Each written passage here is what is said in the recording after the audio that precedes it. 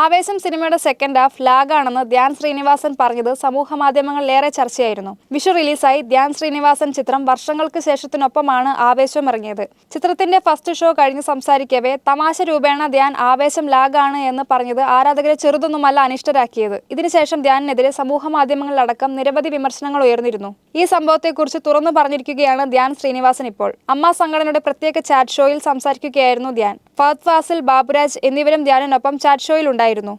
ആവേശം തിയേറ്ററിൽ വലിയ വിജയം നേടുന്നതിനുള്ള എല്ലാ ചേരുവകളും നിറഞ്ഞ സിനിമയാണെന്ന് ആദ്യം തന്നെ മനസ്സിലായിരുന്നു. എന്നാൽ വർഷങ്ങൾക്ക് ശേഷം പതിഞ്ഞ രീതിയിൽ പോകുന്ന സിനിമയാണ്. സിനിമ റിലീസായതിനു ശേഷം എന്തെങ്കിലുമൊക്കെ പറയണമെന്ന് കരുതിയ സമയത്താണ് ഒരാൾ വന്ന് ആവേശം എങ്ങനെയുണ്ടെന്ന് ചോദിച്ചത്.